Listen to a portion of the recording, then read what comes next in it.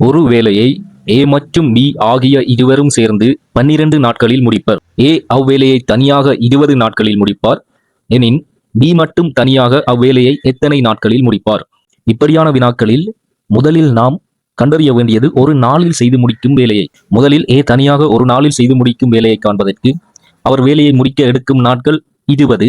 ஆகவே ஒரு நாளில் செய்து முடிக்கும் வேலை 1/20. பி தனியாக ஒரு நாளில் செய்து முடிக்கும் வேலை, அவர் வேலையை எடுக்கும் நாட்கள் தெரியாது, அதை ஒரு எக்ஸ் என்றால், ஆகவே ஒரு நாளில் செய்து முடிக்கும் வேலை 1/x. இருவரும் சேர்ந்து வேலையை செய்து முடிக்க எடுக்கும் நாட்கள் 12.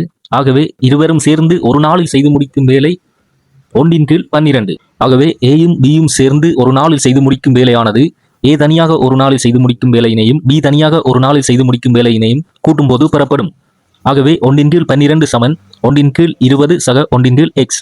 ஆகவே x சமன் 30.